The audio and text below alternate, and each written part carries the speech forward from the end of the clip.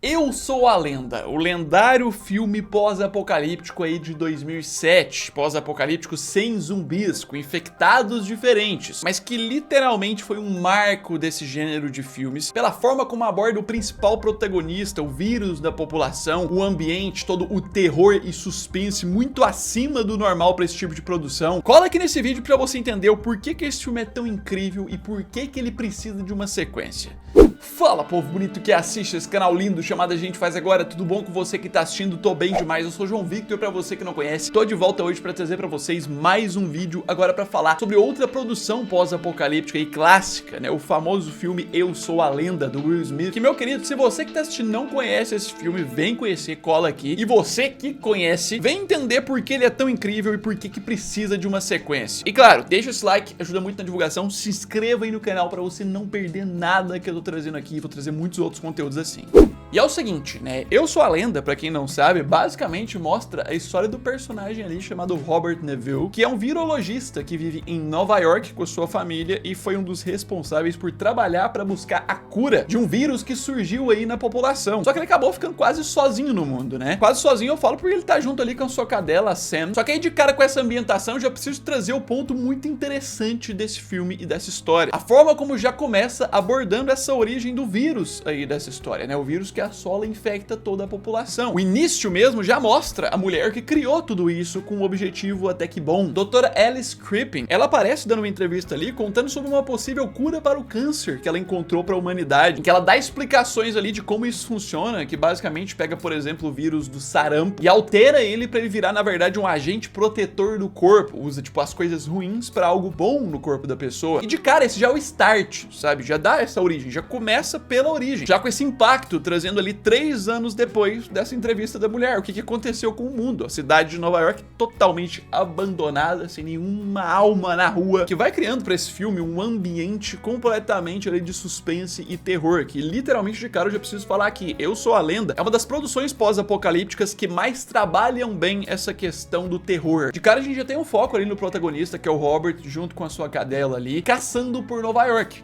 Que é a única pessoa que resta ali até então. O início que mostra que literalmente a cidade grande virou uma selva, os animais tomaram tudo. Tem cervos ali na cidade e ele caça, começa como se ele estivesse numa savana, numa floresta ali caçando. E aí mais um outro diferencial também de alguns outros padrões. A gente não tem só um sobrevivente que tá lutando loucamente pela vida. Aqui não se trata de uma batalha de sobreviventes, da precariedade e outras coisas. A gente tem um cara que ele tá sozinho, ele tem os seus suprimentos, ele tem o que ele precisa, mas enquanto ele busca esses suprimentos, ele também está trabalhando durante esses 3 anos pela cura, pra buscar a cura, porque ele ainda é um virologista. Ele mantém ali sua casa ainda, só que agora com um laboratório, e o ponto especial, né, dele é a imunidade. Ele é uma pessoa, uma das várias pelo mundo, que conseguiram ser imunes a esse vírus, que a gente vai entendendo mais pra frente. Só que antes da gente falar dessa questão da imunidade, a gente também tem que entender sobre os infectados. Quem que são os inimigos, já que não são os próprios sobreviventes aqui. O próprio início, focando na luz do sol e o relógio do Robert ali apitando, já começa a dar pistas pra gente sobre o que são esses infectados, sobre o que é o ponto seguro e o que não é nesse momento. A luz do sol começa a subir, a preocupação começa a surgir, ele tem que voltar pra casa. E a forma como esse filme traz suspense nos infectados, com essa demora, só dando pistazinhas sobre essa situação, traz mais suspense e uma carga mais pesada. E enquanto isso, a gente tem uma vibe muito satisfatória de sobrevivência e administração de suprimento. Ele ali com a sua casa abarrotada de coisas, aconchegante, vivendo como se nem tivesse acontecido um apocalipse. Uma relação com a cadela ali dele muito bem construída, a ponto de você se apegar nela, né? Que é um dos objetivos da história, que você se apegue mesmo pelo que vai acontecer na frente. E tudo é trabalhado nesse início com satisfação para que depois haja a quebra e o tom sinistro tome conta de tudo. Quando chega a noite, né, quando o sol se põe de verdade, a gente vê a forma como o Robert foi obrigado a passar todos esses anos na sua banheira, armado, com a casa toda trancada, com as janelas com coisas de metais protegendo ali, torcendo para que nenhum dos infectados descobrissem eles. Ele vai trabalhando esse suspense. Quem não conhece, quem nunca assistiu a história, vai ficando completamente confuso. Tá, mas o que tem no escuro ali? O que é que vem? Porque de dia não tinha nada na rua, o que tem de noite? Tudo se mantém muito bem até ser criada uma situação para apresentar pra gente os infectados. A gente começa com mais um dia do Robert ali, em que ele cria aparentemente situações para manter sua saúde mental, né? Ele trabalha com manequins ali da cidade para fingir que existem pessoas. Ele usa na própria casa dele jornais antigos para rodarem como se estivesse com o mundo normal, porque a pessoa surta, né? Vivendo no mundo assim sozinho. Só que tudo isso literalmente direciona para um momento em que a Sam, a cadela ali, vê um dos cervos que eles estavam caçando no início, decide ir atrás e acaba indo parar no escuro, adentrar um prédio abandonado ali, que é o que não pode ser feito. E a forma como o filme trabalha a tensão a partir daqui é sensacional. Pra época, inclusive, é mais sensacional ainda, né? Com ele desesperado, suando ali, indo em cada canto no escuro, morrendo de medo, no desespero. Mesmo que você já tenha assistido essa cena e tá vendo tudo de novo, o filme, essa cena te pega também. Eu mesmo já tinha assistido esse filme um monte de vezes, fui ver de novo, meu querido. Porque principalmente tudo leva ao aparecimento do primeiro infectado, e não é qualquer aparecimentozinho, é um monstro sinistro, meu rapaz. Que assim, a gente consegue enquadrar nessa história, não como zumbis nem outros, mas muitos dizem que são vampiros, né? Porque tem a questão do escuro e outras coisas. A gente até aprende nessa cena. São seres humanos infectados por aquele vírus que simplesmente tem sensibilidade à luz agora, só ficam no escuro, e por isso a noite é um local muito perigoso pra poder sair. Fora que são seres muito fortes, rápidos e têm uma inteligência muito maior do que zumbis que a gente conhece de outras produções aí. E assim, tudo isso deixa o filme muito mais interessante, te deixa muito mais curioso pra ver como é que ele vai lidar com esses bichos agora que eles foram apresentados. E essa questão dele lidar se direciona muito pros testes de cura, né, que ele faz. A captura ali que ele faz de um dos infectados, que aparentemente durante os anos ele já tinha feito outras, mas ele tá conseguindo alguns progressos com um soro ali que ele tá testando. E pelo que parece, durante todo esse tempo ele tá frustrado, né, que os testes que ele faz não dão certo. E o bom é que essa parte científica implantada no filme, dele documentando todas as informações e tudo mais, a cada oportunidade que tem, ambienta a gente mais ainda sobre o mundo, sobre o que aconteceu de fato e os detalhes. Por exemplo, aqui que a gente tem a revelação sobre a imunidade dele, com mais de 1000 dias de apocalipse, ele se mantém imune, mas os animais só ficam imunes pelo vírus transmitido pelo ar, ou seja, tivemos também uma transmissão desse vírus pelo ar e infectando outros seres, não só seres humanos, que traz um tom de dramaturgia e de urgência muito maior. E o grande ponto aqui é que pela bênção que ele teve dessa imunidade, ele aproveita disso para poder tentar replicar em uma vacina. É meio que o caminho dele para poder tentar conquistar alguma coisa, né? Que assim, no íntimo o cara tá sofrendo, ele não tem tanta outra motivação que não seja isso. É bom o aproveitamento disso para contextualização do passado também, os flashbacks. Esse filme é tão bem estruturado que tudo que ele pode contextualizar, ele contextualiza. Ele contextualiza o vírus, explica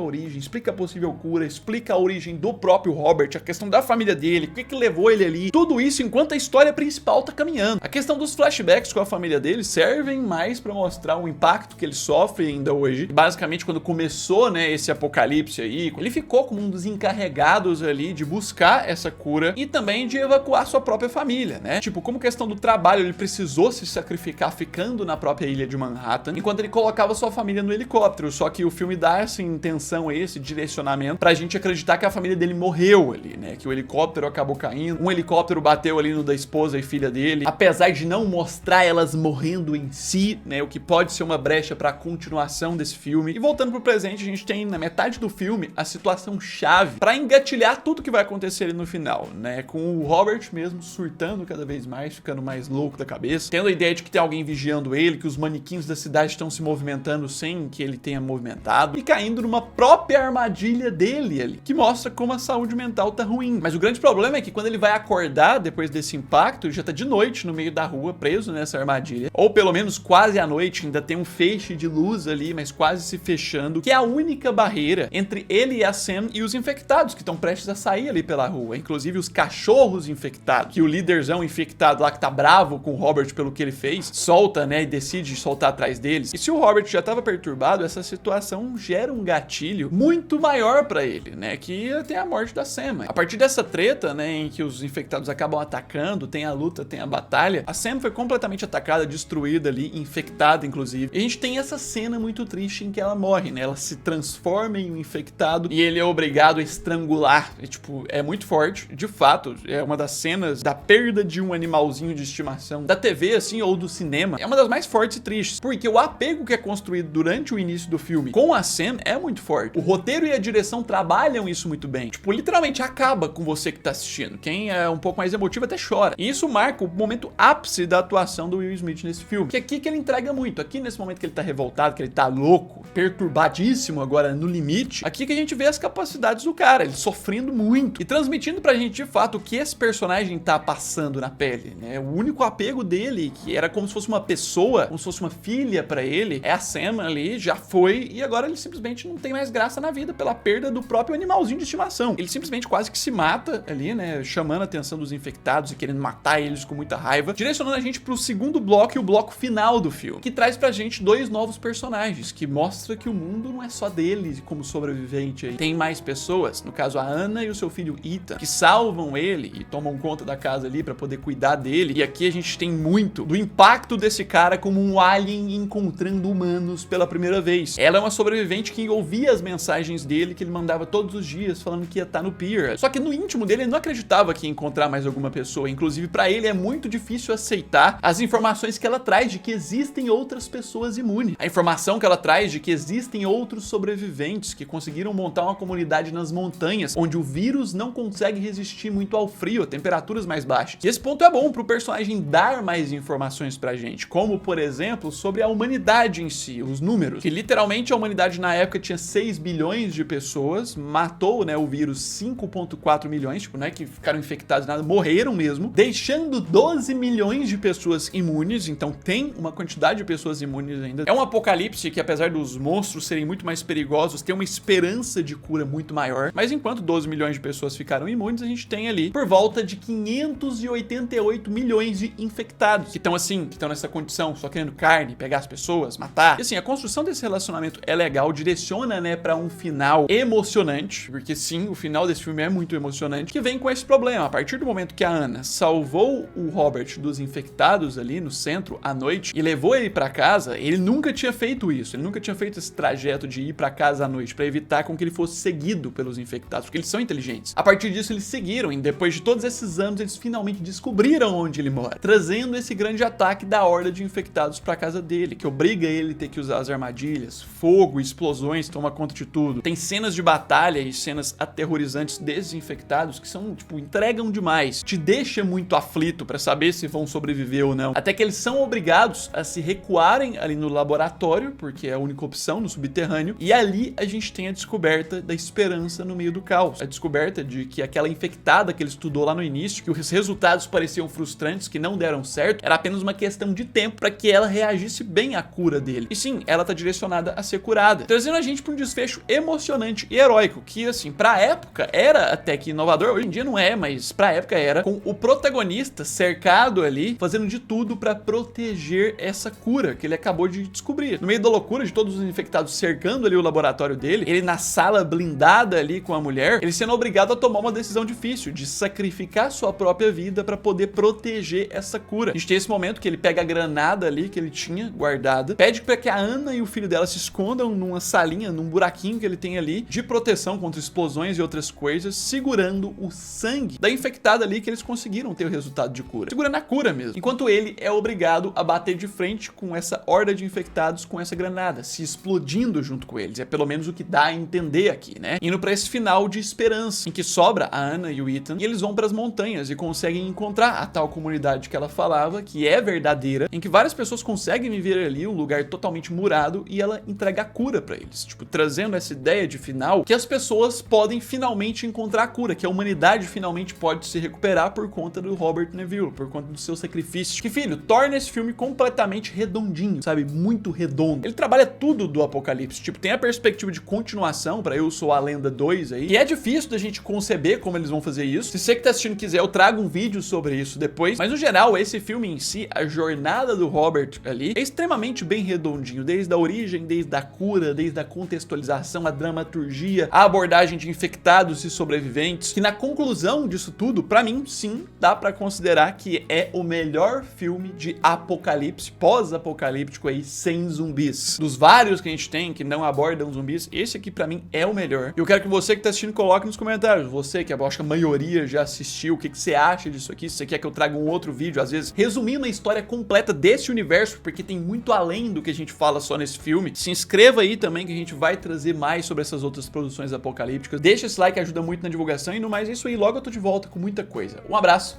fui!